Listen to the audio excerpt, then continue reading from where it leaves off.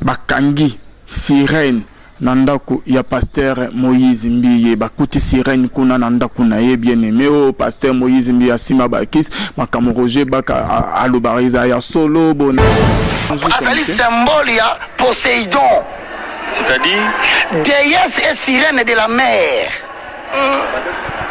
nandako musala nzambe Siko mutuna nde yango wana siko bato bayaki na église kosambela bayebi te ke bakotaki na tempelo te bakotaki na dojo, c'est-à-dire pasteur avant bato baya azala biloko na ye asi asala na kati église tobengi yango la consécration du temple. Donc azwi temple akonsakra yango na nzambe mosusu. Alors bino ntango bozoya soit na chair akunda mutu soit na chair aboma nyama entre guillemets, je dis Moussa Nzambe entre guillemets. Pourquoi? Parce qu'avant de confirmer que Moussa Nzambe solo, il faut bien expliquer et l'autre toujours critiquer le monde des ténèbres et nanda connaît ça là ni. Les bakou de la paix sacrifiés à cause de Singamou Balataki et Bag Moko Balataki pour le Singai na bango pour le Nzamba lim Sangai basale musuba lim Sangai na koka ko supporter te comme on a pasteur alati ba bag alati ba chaînette na banga ngo makasi na banga makasi pour ba réalité belé batami na kat na biloko wana. Donc Moïse Mbiye azami censé ya ko expliquer biso eloko nini atiaki et pourquoi atiaki yango. Pour simana ye milimo baza tellement ebele pe milimo ezo kamba bako sepete baloba na papa na bango. Vous comprenez? Eza mabe makasi koleka parce que bakangi sirène nandaku ya pasteur Moïse Mbiye bakuti sirène kuna nandaku na ye bien aimé o pasteur Moïse Mbiye asima bakis makamo Roger baka alobariza ya solo bon. Aimés dans le Seigneur, voici pour vous un rendez-vous divin à ne pas louper le samedi 5 octobre 2019 à partir de 15h ici à la salle Paul-Éloi de Stein pour un grand événement dénommé le Festival du Gospel de Stein. Pour la 4e édition, mes chers amis, je vous invite à venir massivement pour ce grand rendez-vous qui va être un moment de louange et adoration avec les oueds de l'Éternel, les chantres que nous connaissions, le frère Clovis Makola, l'évangéliste Ike Bali, le frère Paul Lukela et la sœur Ira Blessing, ainsi que plusieurs invités. Ça sera ici même dans la ville de Stein, à l'espace Paul-Édouard. Donc l'entrée, elle est bel et bien à 10 € pour que nous puissions soutenir les enfants les plus démunis. Alors ta présence, elle est vraiment indispensable. Faites passer le message, je crois que le Seigneur sera en rendez-vous. Que Dieu vous bénisse. Et pour l'achat de vos billets, veuillez contacter mon numéro, le 06 58 35 71 75. Ou encore le prophète Daniel au 06 58 19 72 78. Donc les billets sont bel et bien disponibles déjà pour notre concert humanitaire, le Festival du Gospel, le samedi 5 octobre à partir de 15h à Stein, à la salle Espace Paul-Éloi. Shalom, shalom, bien-aimés dans le Seigneur. Un grand merci à vous tous qui êtes connectés en ce moment, en train de nous suivre de partout sur votre meilleure chaîne, La Voix Céleste Nzela Lola, et Sika Bonzambe, et Kitarana Loyemo, Namaloape, Namisala Bonzambe, na Bonzambe, Lola, Ezo Futasimana, Anto Yarobake Nzamba, Boto Kwaye, Wapi, Namanso Aze. Azo Saïra, biso bien-aimé dans le Seigneur, merci. Nabaye Basutena, biso là, je vois les pasteurs faits amis à la bouche autorisée de l'Éternel en Gamois Zurich. Les frères et Papi Kongenda, l'homme de Simangolo, depuis Chonfon, Philo Mukwaya, Motema Bivens de Homo, depuis Londres, Pena Mama Gisèle, Lukelo Motema Papa Emmanuel na Boston, Bonzambe, na Bonzambe, Lola, Ezo Futasimana, Anto Yarobake, Nzama Boto Kwaye, Wapi Inamanso, Azo Saïla Biso, merci na Mama, Mami Munga, Motema Papa Blaise, Munga, Anna Suisse. Bien-aimé dans les Seigneurs, émission de l'autre Solonine, Bonzambe et Okitabi. Sur na malobana émission lolo rien que la vérité biso lo basé bo solo bien-aimé bomona ki ba image bomona ki ba bilili bandeko mingi ba benga ki na bien-aimé dans les 5 tuna frère Alvin bakangi sirène nandaku ya pasteur Moïse Mbiye bakuti sirène kuna nandaku na ye bien aimé o pasteur Moïse Mbiye asima bakis makamo Roger baka alobariza ya solo bona bo confirmation ya ngwana sirène aza na kata ndaku na ye photo bo monaki wana bien aimé dans le Seigneur. Est-ce que ça sirène tu es sirène parce que ba tableau hein mingi eza na banda kuna babiso est-ce que loko wana la kisi vraiment que non eza kisi et ko pe ko za tableau mo boke ba teba nin na kata ndako mais to ko solo ba vérité moi mingi na émission lelo eza ki sirène ok bakutaki na ndako ya Moïse Mbiye na tableau ne jour ya anniversaire ne to ezalaki na ngo sérénité lolo boko découvrir la vérité mais avant que tout cela na collègue ya pasteur Moïse Mbiye ye pas à pasteur ne awa na plateau bo découvrir la vérité ya moi mingi mais tozola ne loko moko lisusu ya ba pasteur évangéliste alobaki Roger Baka na émission ndenge abana ko telemela signe bien aimé dans l'histoire na azali symbole ya Poséidon. C'est-à-dire déesse et sirène de la mer.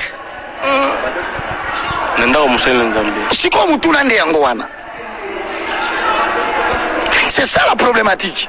Mais peut-être ils ont juste symbole ou soit ils ont photo mon rabbin tient nanda kunde tout le monde va tout surtout va tchaba portrait na bon nanda kuma bezate mo senenzambe peut-être il passe dans l'ignorance il y a ko tchelo ka bon nanda. C'est très bien. Biso beton dumé ça ignorance. Mais comme quand il y a ignorance. Quand il y a une ignorance, oh, un homme de Dieu est d'abord un porteur de lumière. Comment toi, qui es censé marcher avec le Saint-Esprit, tu ne connais pas la signification des choses? Mais sur telle photo, ça représente faites-moi cela maintenant comme Moussa Lanzam. Entre guillemets. Je dis Moussa Lanzam, mais entre guillemets. Pourquoi? Parce qu'avant de confirmer que Moussa Lanzam solo, il faut bien expliquer et l'on quand on critiqué le monde à ténèbres et nanda connaissons ça là, ni. T'as la image bien. Nyama oyo babengaka ye hippocampe eza nyama na kati ya ndako ya mutu. Ça veut dire so koti na ndako ya mutu omoni photo ya mwasi oba waza mwasi ya na ye omoni photo ya bana oba oyo bana na ye omoni photo na ye aseke papa ya ndako ye yeyo. Donc totiaka biloko na ndako avec l'intention de transmettre un certain message codé. Seule la personne qui regarde peut décoder aux tata, aux maman, aux amants d'Iboso, aux amants d'Imbalé, n'est la Kisarabiso. Mais ce qui n'a quoi mon sali n'entend qui entretient la foi de plusieurs. Yamoko ndimi soit mutu moko filmer nanda kunaye abimisi, c'est-à-dire azotin nabi soto comprendre le message secret n'enge Ephésiens 5:11 à lobby, il est honteux de savoir ce qu'il faut en secret. Pour biso nanda kutokota kité. Toya qui pété. Mais photo na réseau social. Examinez ce qui est agréable au Seigneur. On peut ça pas faute. Pourquoi je condamne mon film qui si ko batu ba une église ko sambela, ba yebite que ba kota ki na tempeloté, ba kota ki na dojo, c'est-à-dire pasteur avant batu ba ya azana biloko na ye asi asala na kati église to bengango la consécration du temple. Donc à ce temple a consacrango na nzambe mususu. Alors bino tango bozoya soit na cher akunda mutu soit na cher abomaniama akunda place ateyaka soit na cher atieba insigne lokola banini lokola étoile de Salomon communément appelé comme ça soit nyama moko boye soit logo moko boye ba frère Mike ba frère Moïse ba frère Michel Bakenda Henri Papa. C'est-à-dire que na uti ko confesser na munoko nanga ezana batu baza pembeni ya Moïse ezana batu baza pembeni ya Mike ezana batu baza pembeni ya Michel ezana batu baza pembeni pe ya Henri oh ba sepela katina makambo musu basalaka tango basalaka ensemble mais bango bazoye batu wana ti. Ils sont marqués par le sceau du diable. Ces gens-là sont des vendeurs des âmes.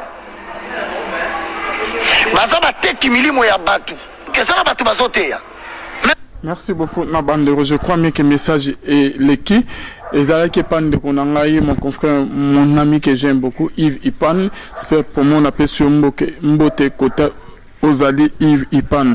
Donc oyo tolani Roger Baka a lobby concernant photo ba mona ki nanda kwa Moïse mi e benga misirane. Et deuxième point a téléméri pe ba musicien ba o ba kuma pasteur Henri Papa, ba pasteur Atoms banin a télémé ba on qui ne sont pas ba pasteur o esengé ki ba te ali lo ba oji ces années toye na moko na ba pasteur amekempe ko éclaircir biso selon la lumière de la parole. Papa, l'homme de Dieu, Bando Bazola, Nabiso Shalom. Oui, shalom, shalom, de ko Alvin, et puis shalom, na bande konos Bazola, Nabiso, Zambe Nangai, à Pambola Bino. En tout cas, l'imisa Biso Papa, ne ko Kanga, na kate église, to yibiko lalakiawa, l'église est au commissaire Netinda Kunao, quoi. Non, les appels d'un côté, par rapport au programme, chaque lundi, le dimanche chaud de Sissi Kilt, na zone à Nabutu, toute la journée à lundi, les allées journée où on a disposé, na bon de la rapport na bakaya, surtout bato Libanda ya Mboka, malgré santé pour eux permettre de tenir au moninga Malili Makasi, mais nous avons quand même la présence ensemble. Ok, merci beaucoup, Papa Ernest Mongo. Malgré santé, ça bien été quand même. On dit que tout l'examen, Momo, Bissomi Balé, et Rosa bien Makasi. L'homme de Dieu, Bando Bazola, Nabiso, concernant les Camboyo, il y a Sirène. Bakoti nanda ku ya Moïse mbiye les pasteurs et loro nino ko loba yo po mona ki yango bilili yango mais yo zo ba sirène bakoti photo batunde ba définir ba développer photo wana selon pe bango. Mais est-ce que Moïse tanga tiango ayebe que na tie sirène, c'est là où se trouve le problème. Évangéliste mutalobi ki eza sirène oza mosana nzambe aza censé akoyeba ba signons tout wana ke la kisiboye papa tout koyoko audio.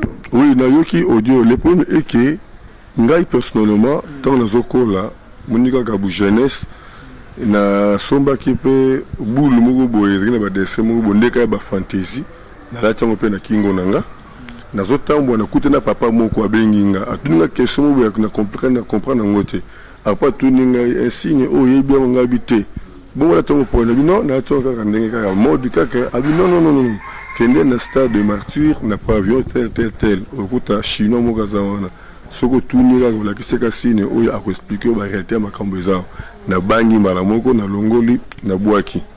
Bon eloko mususu na remarquer ki na kenda ka retraite moko na bana na frère nanga moko Guilhem Mabiala ataki vraiment fidèle makasi to connaît peu ba génération moko mais abana ko zonga penda papa na ye penza.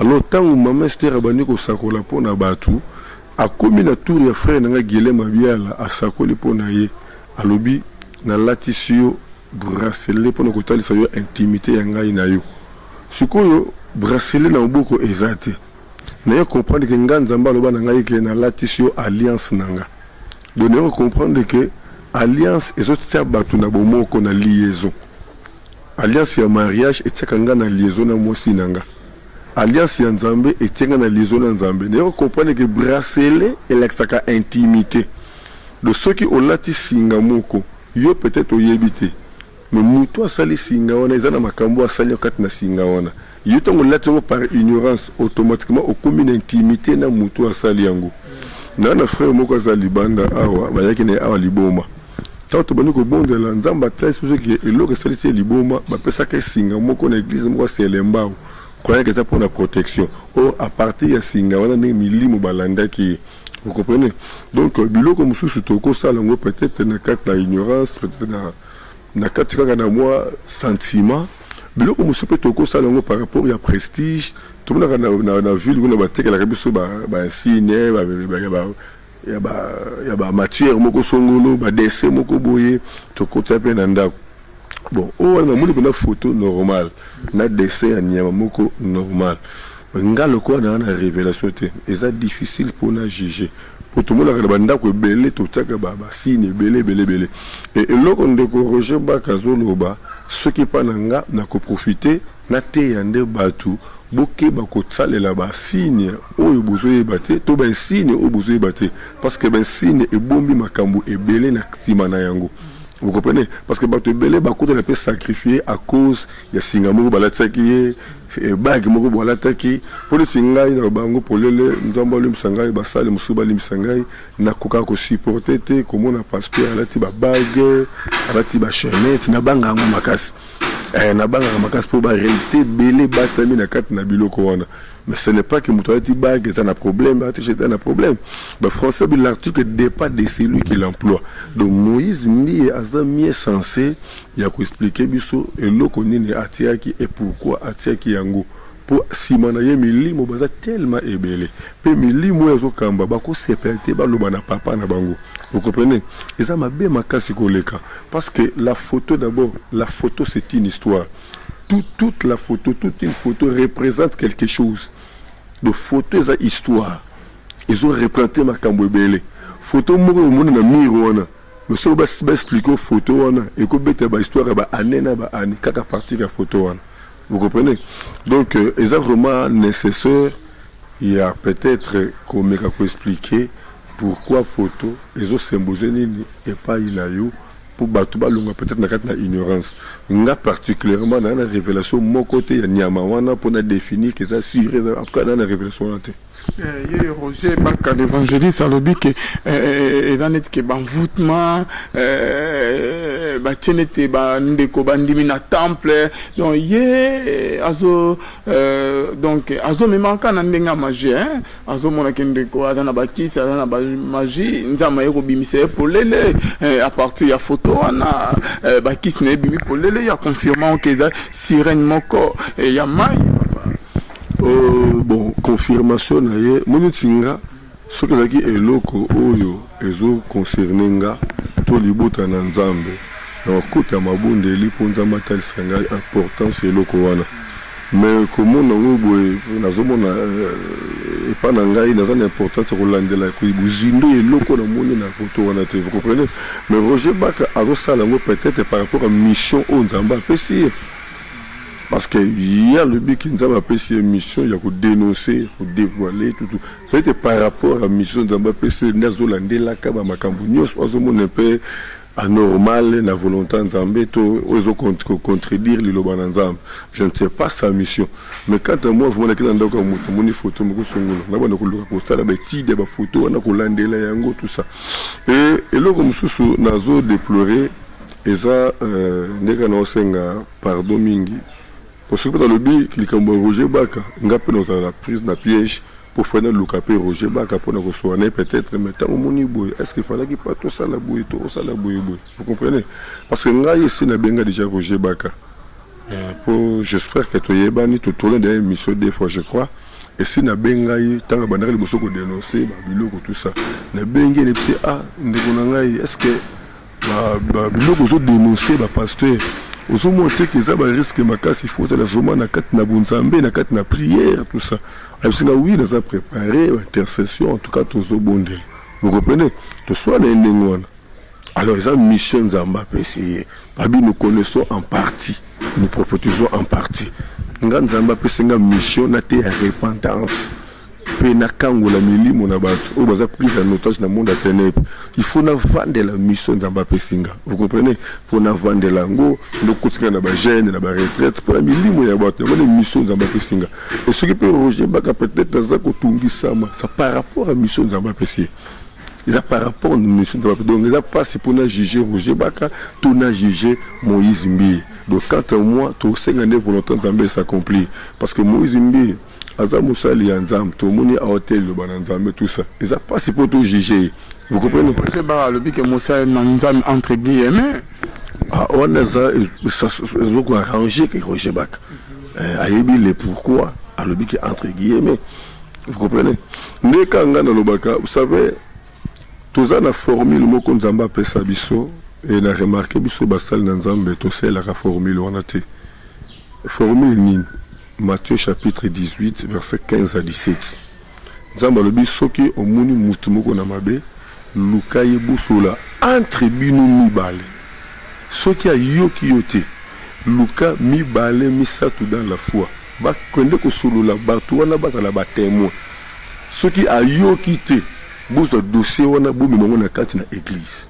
Soki ayoki église te bozo le ko la bino un païen, un publicain. Vous comprenez? Toko juger Roger Baka. Peut-être à l'écart n'a pas procédé, peut-être à Kouta n'a pas solo. Peut-être à Soa n'a pas de comme sous le Cambouana. et tant que ba yoki te na ba procédure nyonso nde peut-être abimi liboso siko ya bato pour publier misala wana na ko juger Rosebaka ndenge nini peut-être ça qui ba démarche wana pour yango nde ba démarche osengeli ko sala. C'est très important pour lelo au père na biso na lela toujours père ya église de réveil azawab pour ceux qui père ya église de réveil azali azape capable ko benga Moïse et ko benga par exemple Rosebaka mais dossier où il veut qu'il n'a pas ezani on a remarqué à ko benga peu Moïse vous comprenez? Mais est-ce que nous avons un père? Donc nous avons travaillé peut-être dans quoi naïe, nous avons peut-être l'inspiration naïe. Le rôle de la pasteur est couché les bisous que cela me repose un peu. À me que le système de délivrance il a plongé la carte dans les boulous. Vous comprenez? La carte dans les boulous, Missi Babikeko, tout ça. Non, non, juger personne. Nous avons tout ça la makamana dengue naïe. Donc Nzambe va sunga bisou comme la taille à fin. Il y a beaucoup de Nzambe dengue azotambusa bisou. Merci beaucoup, l'homme de Dieu. Merci.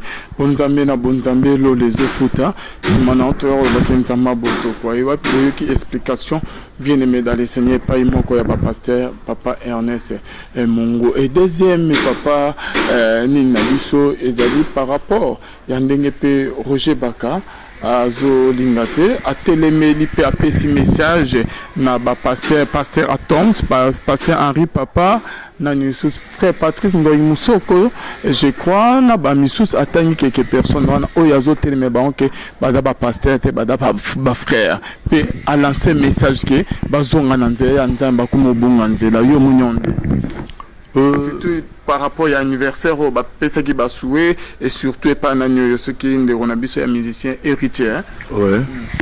Pour le changement du ministère, vous savez les lots d'ambo on a besoin et les autres vraiment le changement du ministère avec évangéliste a commis apôtre avec apôtre a commis pasteur avec chantre et le Roger Azotema avec musicien a commis pasteur et le Azotema bango yango bon ngana mona et le ya mabe wana ezate papa mais ya Azotema bango te bande bako batika kana koyemba bada ba pasteur te batika ba aventure bona boyo monyonde ndeko Alvin vous savez toi on a deux sortes d'appels.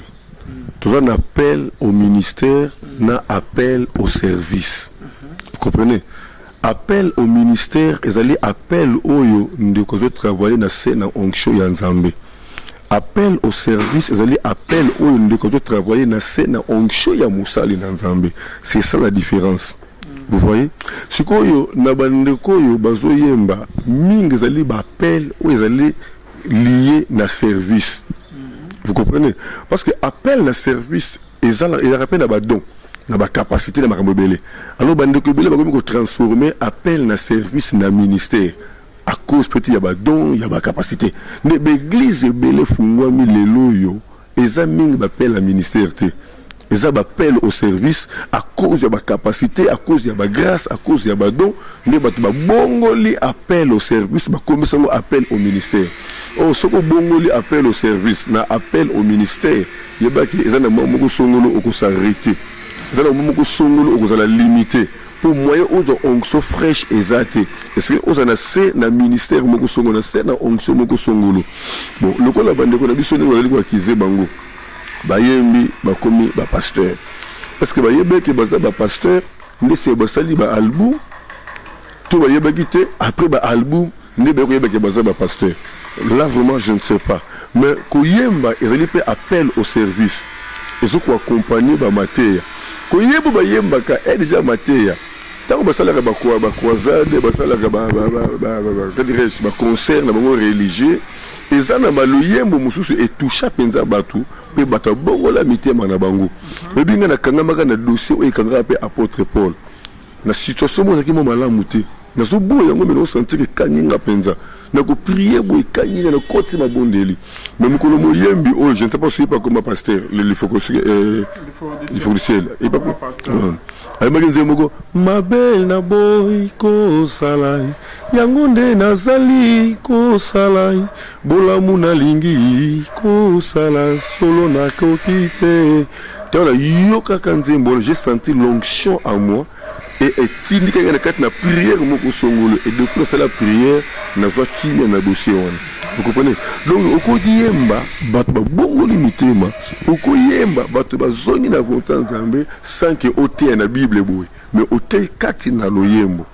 Vous comprenez? Donc, il est nécessaire que tant vous yemba, vous avez inspiration à côté à kati na lo yembo, ne olongo la matière ya lo yembo, au comme ça matière moko normal, pour au sali l'église. C'est quoi mission ni ozanango? Parce que pasteur nous ça un appel na. Pasteur nous sommes dans benga quand on appelle avec une mission moko songolo et avec un message on zamba pesaka. Vous comprenez? Alors il y a des défauts dans muto a bengami appel au service à cause de la grâce na ba capacité a mi commissi appel au ministère. Bazaka na sika ou basuka ka inspiration katana bango. Le mona jugé que au moyembi au pasteur muto na pasteur au basala balbum pasteur le Louvre. C'est un pasteur de la parole. Mais à la connaissance à Koyemba, à ça les album. Mais album on est que le pasteur, album on est vous allez partiellement par rapport à ministère naï. Vous comprenez? Mais que vous allez moyembi, comme commissaire pasteur. Vous tant comme ce que pasteur par exemple titulaire c'est quoi l'église en tant que vous avez moyembi. Ce que ceux qui est l'église voisine, bah on a pour ça bah le yembo bah bien na bah séminaire bah est-ce que vous connaissez? La tunique la question parce que mon koyemba ils ont complété dans ministère. Yoza moyembi au comme ce pasteur visionnaire il y a église parce que église voisine ba na séminaire ba na poste ba bénéficier na ba loyembo ba pèse invitation au yemba est-ce que vraiment ko kende c'est là où se trouve un danger parce que yemba za pour na ko compléter na quatre na ba ministère moyembi faut tambola partout et si ka o ba monique programme tout ça là ils ont coïncidé ils ont correspondre na baloyembo ndeko songolo to benga ndeko na agrémenté biso pour tout côté na dimension de prière na dimension de parole so yo pour ce que dire pasteur titulaire OK ndengini yo pona yo papa bando bazola na biso ne Roger Bakazoloba azana na nzela donc to betele maboko azobo ko reconnaître bandeko ke bada ba pasteur azobenga ba toujours ba frère avec ba benga ba pasteur ce sont des frères frère Henri Papa frère Patrice Ngoyi Musoko frère Atoms Mouma na ba misus donc yo zo trouver normal. Bon ngai problème nanga ezake mutu azana appel on nzamba pesaye azana appel on nzamba bengelaye ce qui a bimé n'appelle on nzamba ko juger minga na opesa conseil ko tali sabatu ke moyembi abengami na appel au ministère moyembi akoki côté ya te moyembi akoki côté ya parce que le yembo zoyemba ezama te ya mais akoki comme pasteur comme prédicateur so banga ndeki moyembi akoma visionnaire ya église ndelo ke zo banga ça que moyembi akomi visionnaire ya église ministère on est et correspondre vraiment à un ministère différence c'est ma casse côté ya loyembo na côté ya boye devant le peuple de Dieu pour nous même conversion na quatre na libota na nzambe eza makamusus pe pasteur nzamba bengi après ça ka mission moko songolo eza différentes makase na moyembi nzamba bengi na quatre na loyembo. Merci beaucoup, pasteur Ernest Mungu, bien-aimé dans le Seigneur. Bon Zambena, bon Zambelo, les Ofuta. Papa, tout ceci, par rapport à ce jeu, parce que moi, Bandero, moi, Mingi, Fato, le Bélassure, je crois même que Bandero va comprendre. Donc, Oyo Roger Bakazolo, Etalika Yemoko, Ope Papa Lobby, Etalika Yemoko, moi, j'ai fait que mon travail, je suis là au milieu du village. Nandimi Makamo Roger Bakazolo, que non, et c'est un cas musicien. A comme on est pasteur aye maka na ndimi makamuna ete pena boyango te donc tika ete volonté ya Nzambe et kokisama na pesi bande onyon to bazola na biso mbote papa parce maman na likambo ezali que to ko na église ozana ba programme ni ozana cette fois-ci oui ils ont le programme moko to côté na dernier trimestre to longa to réveil mémoire le botana Nzambe année moko zana 4 trimestres 3 trimestres yango de Jésus les cas trop côté sur le dernier trimestre oh bible va voir mais la fin des choses que son commencement donc belé ba kota kimbola on a ba projet à Makasi maintenant comme vers la fin belé ba décourager c'est comme si ba comme on a soukaté mais Nzamba sala même la dernière minute même le 31 décembre Nzamba sa capable de ça le toi na programme comme Makasi à supplication oh to lingi vraiment to supplier Nzambe par rapport à promesse naie par rapport à vie autozo mené et ça 3 jours le 9, le 10, le 11 octobre 2019 à 2 heures du temps seulement à partir de 8 heures kino 10 heures on a 2 heures du temps on a toujours vraiment qu'on supplier Nzambe toujours ça la service au nom Mosakole Esther Mungu Ouazali madame nanga bien sûr parce que Nzamba benga biso pour la délivrance de libota na Nzambe na moment ya fiançailles alobaki nazo sangisa bino ka lokola mwasi na mobilité mais lokola basali nangai pour la délivrance de libota nanga nde tozwaki likanisi na dernier trimestre oyo mabota nyonso o balandaka biso tozo lelela Nzambe ko supplie Nzambe pour ba problème to yango tozo comprendre te pas chez l'équipe bato bazo lela ba pelle butu mo 24/24 ba condition ba vie ya bato tenir te nde to sali que programme oyo eleka mbala moko na niveau international disons na YouTube bandoko nyonso bako se faire abonner na chaîne na biso et puis sur la pesa ko mo chaîne na biso Béni de Dieu TV. Donc, Béni de Dieu TV, 100% Jésus-Christ. Bandeko nyonso bako se faire abonner na Béni de Dieu TV, 100% Jésus-Christ. Bako zana biso en direct na mabondeli wana opération Vandana C. Le 9, le 10, le 11 octobre de 8h à 10h. Toko Vandana mabele biso nyonso na bandeko na biso nyonso ya poto par-ci par-là bisika baza. C'est opération oyo toko yaso ko sala opération ya butu. To banango 23h tu 1h du matin 23h du matin wana ko ya sima poto pesa nzela na bandeko nyonso baza na pays étranger ba participer na biso parce que le lobby so 8h et pas bato mususu na ba 2h du matin bato mususu ya ba 3h donc ba décalage ça tellement makas yango tozo bande ya 8h tu 10h sima to ko ya ko kota ya 23h tu 1h du matin. Des programmes autres en Et quand le 9, le 10, le 11. À partir de 8h qui nous disent 2h du temps explication. En direct en direct na internet. Donc nous sur internet à côté na YouTube avec Béni de Dieu TV 100% Jésus-Christ. Béni de Dieu TV à s'abonner tout ensemble en direct. OK, merci beaucoup papa. Thème ya milulon ezani la supplication. La supplication. De supplication au-delà il y a prière. Donc kotindi kanzambe na koyeba kosala. Kotindi kanzambe na koyeba kosala. Ndomoni mwasi o na Matthieu 15 a supplié ki Jésus-Christ eloko elekela kamael nanga. Azalaki na lignée ya malédiction depuis na mboka ya no na tango ya Noé mwana ya Noé amulaki nidité ya papa na ye tango balakeli génération ne mobimba zaki na malédiction.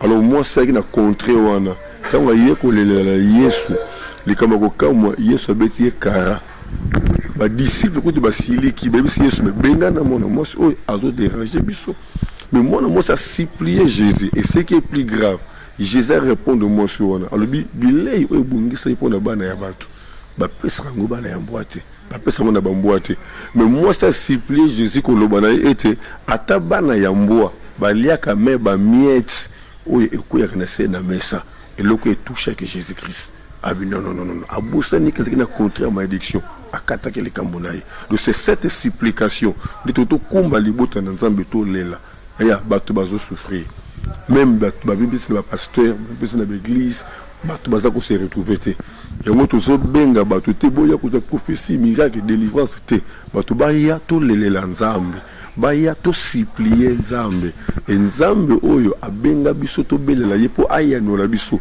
ne Nzambe na akuyanola biso. Merci beaucoup papa Ernest Mungu. Là je crois que bando va comprendre le message oyo que OPC na habité sur ozana elo mutu ya robakisa l'homme de Dieu. Ouais, elo mutu sur robakisa ezate ko pesa ka conseil que to comme vers le temps de la fin. Ozo sende bandeko na sa contrôle Nzambe. Bata na confiance en Nzambe pe baye bako créer ba espace ya ko bonde la Nzambe. Ndeka dans le baki la fois passée, tu as 3 sortes ya ba offrande où c'est to offrir repas Nzambe. Sorte de bosse offrande ali temps. Bandeko baye bako zo ba temps ya ko umela même na scène makona Nzambe to na scène na présence na Nzambe. Ba to belé ba zo temps on ya ko luka Nzambe te. Ba mi pesi na ba père na ba makamna bango. Tant que le Nzambe ça été tant est nécessaire, tant est vraiment nécessaire. Le deuxième offrande est allé qu'on peut s'en offrande par rapport à la capacité Nzamba pesi biso. Ba don na biso, ba loyembo na biso, eza ba offrande au Seigneur to pesa Nzambe, ba capacité, ba talent na biso, ba don au Nzamba tsekat na biso, tout ça on a carte na service na Nzambe. Et troisième offrande est allé ba moyen au Nzamba pesi biso, ben biso au Nzamba pesi biso matériel finance, tout ça on peut na carte na service ya Nzambe, wanande ekosimba motema na Nzambe. Merci beaucoup, Papa Ernest Mungu Yambaki Biso.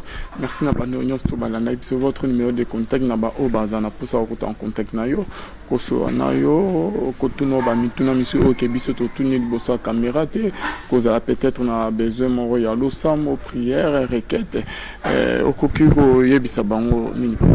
Oui, bandeko bakobenga biso na plus 243 89 75 15 851 plus 243 89 75 15 851 pe église ezomi na commune ya Kintambo po bandeko ebele ya poto baotindaka bafamille na bango. Donc toza na commune ya Kintambo na arrêt na biso Maison Mbungu en allant vers Vélodrome to pe arrêt Vélodrome en allant vers Maison Mbungu. Avenue Kimvula numéro 3, avenue Kimvula numéro 3, arrêt Maison Mbungu, avenue Kimvula numéro 3, commune ya Kintambo, Nesika église Nabiso et Swami. Merci papa. Toujours si cette émission na yo muto aussi c'est émission l'homme de Dieu. Merci na bande réunion tout ba landa biso, merci na Jonathan Moko ya moi mukema yele bilo ya dasi ma caméra. Papa na tikeli au micro. Ezana ndeko morazo landa biso en scène moment. Nazana posa osaka ba déclaration sorte que moi exhortation moi ya pendant jusqu'à 8 minutes à 7 minutes na bandeko peut-être que ba komi na suka bazo mona que impossible na vie na bango na posa papa mekempe kolendisa mutu mo azola na biso o ka komi na suka ya likamuna pendant 8 minutes na tikolo 10 minutes. Merci. Bien-aimé Ozolandangai, partout ici qu'on s'est retrouvé. 8 minutes bapé Singapour na Swanayo, dans un thème aux alliés intitulé un jour. Il y a un jour. Pourquoi il y a un jour? Il y a un jour parce que souffrance ya mutu et ko salama na bambu lebele, na basanze bele, na baposo bele, na miko lebele. Mais lobiko ya mutu et ko yakaka na mukolo moko kaka. Yango ne ko yebisa yo. Osalaka malamu, osungaka bato, osungaka église, yango longoli ba problème te. Et longoli ba problème te. Au contraire, ba problème na bato ba lingi nzambe pe mingi. Nde Bible zolo ba les malheurs atteint souvent les justes. Non, mais mon akate na Bible, na Luc chapitre 1 à partir à 5e verset, ba talisi biso couple moko. Couple ya Zacharie na mwasi na Elisabeth. Bible biboy, bazalaki juste pe fidèle. Kotosa nyonso ya nzambe o reprocher bango ne lokote mais na suka Bible bi bazalaki stérile. Elingo lobani bazalaki kobondela bapesa nzambe vi na bango bazosala ba prière po baluka kobota mais batikala kozwa kobota te bakatana ki pe na prière te ba continuer ko persévérer na kati na kobondela jusqu'à ce que âge ya kobota eleki ba obota na bango susu te mais ba continuer toujours na ba prière nzoka nde il y avait un jour Zacharie na kati na service sacerdotal nde ange abimelaki ye yoka maloba ya ange. Luc chapitre 1 à partir de 13e verset. Kobanga te Zacharie nzamba yoka ki losambo na yo mwasunu Elisabeth akozwa zemi akobota mwana ya mobali okopesa ye kombo ya Jean. Yoka maloba ya ange kobanga te nzambe ayoka ki losambo na yo. Donc prière et yoka makade ya kala mais accomplissement résultat réponse et pesa maka après ndeko zonda ngai obandi ko lemba osambeli tellement mingi opesi ba ofrana ndenge na ndenge soko za convertir ozana nzena nzambe ko se décourager te continuer ko travailler ko sambela ko luka nzambe. Il y a un jour nzambe okuta na yo pe okobosa na nyoso ozomona lelo ozoyoka soni ko témoigner na miso na bato lobi ekoma témoignage pour o témoigner bato ba yeba munene ya nzambe na yo. C'est très important. Nzamba salaka na mutu oyo ayebita akana kite nzamba saleli po mutu wana yeba kotato la monnaie na ye. Non pes exemple tala mwasi oyo atanga makila Bible témoigne 12 ans de souffrance, 12 ans de perte de sang, à dépenser, à gaspiller, à abîmer sur nous sur Kinango, à ce qu'elle soit lobby côté. Mais Bible dans Marc chapitre 5 verset 28, elle disait dans son cœur, si je puis seulement toucher ses vêtements, je serai guéri. Ami lobé les 4 namoté manaye. Yaya, ayo qui prophécité, à l'autre une autorité. Conscience moko salemelier, a eu décision, a télémi, ami lobé les 4 naye. Tanwa landa que Jésus, ndekonanga, Jésus est entouré d'une multitude de personnes. Encerclé na 12 disciples pour la sécurité naye. Mais cette femme est passée, je ne sais pas par derrière. Pour assimba ne plus qu'elle lamba ya pamba. motema pe azwi foi na ye atiango na kati na elamba 3 jours ya opération vanda na se mama okozwa pe décision okipe komi lobela 3 jours nokende mosala retard na kovanda na mabele na kolelela nzambe mpona likambo na nga songolo mais c'est possible nzambe asalela yo c'est possible nzambe asalela yo bato ebele batouchaki Jésus soki président azoleka bato bazolanda ye moto nyonso na posa asimba ye na nzoto asimba ta loboko pour dire que plusieurs personnes touchaient Jésus mais personne n'avait reçu le résultat sauf que cette femme pourquoi ayaki lokola bato nyonso te ayaki ne kateli moko songolo e mataki na kati na motema na ye bien aimé okendaka église kokendaka lokola bato nyonso te oyokaka losambo koyokaka lokola bato nyonso te il faut kotaka na kati na bozindu il faut kotaka na kati na engagement na détermination miracle est possible même pour un jour même pour un seul jour Dieu peut changer l'histoire de ta vie raison pour laquelle na ko lendisa kondima na yo ko se décourager te na makambo ezokomela yo oyoka promesse nzambe o bible lobi et lobeli nde biso eza ba promesse nzambe apesi biso atezo marcher te lelo to persévérer dans la foi prière ezakana repoter prière ezakana conjeter c'est pour toujours c'est pour toujours c'est pour toujours yango pona clôturer na memela ki oliteya oyo Luc chapitre 18 na premier verset Tala l'ICCIE Soazoloba, je vous ai donné ces paraboles pour vous montrer qu'il faut toujours prier et ne point se relâcher. Bien aimé, tant qu'il faut, verbe falloir, les verbes qui indiquent un commandement, un devoir, une obligation. Donc c'est une obligation, c'est obligatoire. Chaque jour la vie qu'il faut toujours quand on parle de toujours na toujours nzaleza na toujours maladeza na toujours chômage na toujours stérilité zali pour dire que eloko mon côté et koki ko séparer yo na bolingo na nzambe eloko mon côté et koki ko séparer yo na prière abi toujours prier et simba te to tika na prière tout mais na prière et na suka lobi et ne point se relâcher et ne point se relâcher point wana okomo na muke mais au jouer biloko moko mutu na kat na phrase parce que toi na point toi na pas toi na plus so kuti pas c'est que loko bande ko salema balingi so salema te pardon so kuti pas c'est que loko bande ko salema baboye salema et ko kipe ko salema lobi ne mange pas c'est que bande ko lia te mais lobi okolia so kuti plus c'est que l'eau que bandeko salema et salema sous-souté ne mange plus c'est que l'ia li sous-souté mais ce kuti point c'est que l'eau que salema quitté peut et salema té yango Jésus le dit et ne point donc ata mukolo mon côté au kata prière ata mukolo mon côté au se décourager mais tala lelo au comme na ba foi présente nga nazalaka na pesa mingi lelo on a repia sous-souté nga na lembi na sunga mingi na kusunga suste babi ne point au comme toujours dans ba témoignage passé nga na banda ko sambela nga zaka protocole intercesseur na banda ko te mais lelo ozawa pinzambe comme je suis yanga lobi. Ne souvenez plus à ce qui est ancien sur le point d'arriver je vais tracer un chemin nouveau et ne point se relâcher, c'est perdre l'enlire, se perdre la persévérance. Or persévérance va perdre en côté. Bah jusqu'à ce que vous avez solution à problème. Il y a un Paul, à son enseignement, dans 1 Corinthiens chapitre 15 verset 58. Alors dit soyez ferme, inébranlable, travaillant de mieux en mieux, afin que votre travail ne soit pas en vain. Et l'autre si mamoté mananga, afin que c'est une conséquence,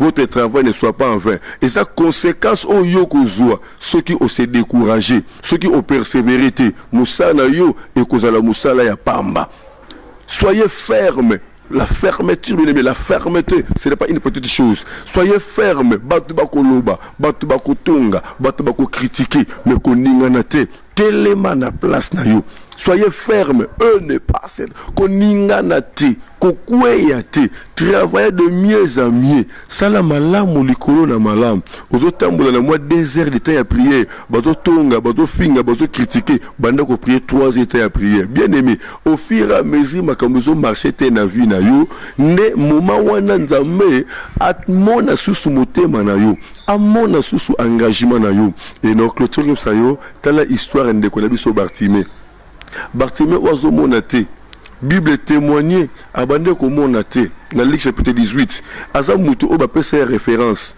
esika balekaka po bakabela ye un mandia batako kosa ye batako seke batako finga ye mais tant aye ko yoka lisango ya Jésus ayebi histoire abi non c'est aujourd'hui ou jamais ami boaki na kat na balabala mutu azomona te abandi ko la direction o bato bazo kendele ye pa bandi ko kende mais tant atali que le quoi nazomona te bakoya kotikanga tikana bana kobelela abandi kobelela fils de David aie pitié de moi Bible témoigné que tango azobelela batu bazo niataye batu bazo gangela ye batu bazo pekisa ye mais pas ina ye c'est comme si bazo pese makasi aganga beaucoup plus d'avantages bien aimé ko gangela bazo gangela ye eza batu bazo tuka yo batu bazo tonga yo batu bazo chula yo batu bazo critiquer yo yaya ko perdre de foi à cause ya batu te yo tala esiko zo kende ko tala esika ozate ko soko tala esiko za otika la wana so tala esiko zo kende o comme esiko zo kende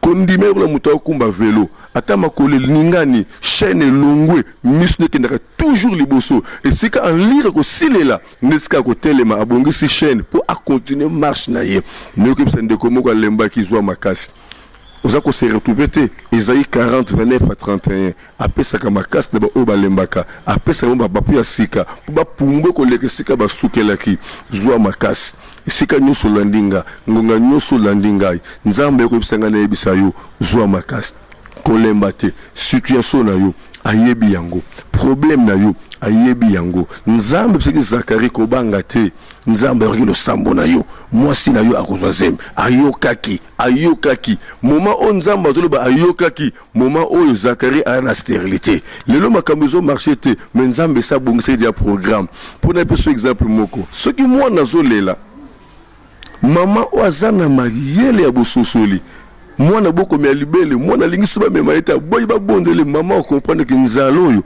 et comme na niveau ya makasi arouela mbango kota na cuisine eta côté na cuisine akotika mwana lela aosala mbango mako po aza sûr so fufu ebeli so côté na muka mwana kolele ko katana mais ba voisin ba yebite maman osala nini bakofinga mama ya bakofinga mama bakofinga pe mwana yoko mwana ngo munga kauki yoko mama obololi nwe mama yoko mama ngo ndenge ni mwana okanga makasi boy nzoka mama yebelo ka tosala lo leo to lokola bana otolela mais pourquoi tolela parce que nzambe sa côté na cuisine azo préparer ko bota na yo azo préparer mariage na yo azo préparer voyage na yo ndo moni ozolela nzamba za ndira za tete nzamba za silence na yezo démontrer absence te mais silence na yezo démontrer musala on nzamba zo sala pour yo pese confiance Kanga mananzam, persévérer dans la foi, persévérer dans la prière. Et simbate, il y a un jour, miracle nzambe za favorable. Yango tozo benga bino bande konangai, se faire abonner, pe lukete baninga no ba se faire abonner na Béni Dédié TV.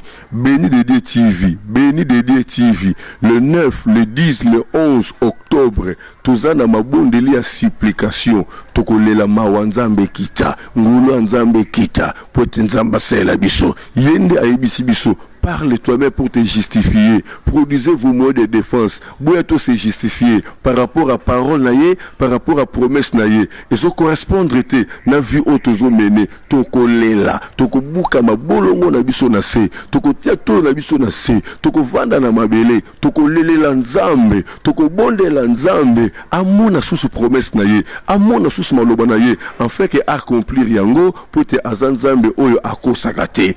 Talata ba pesa kingai.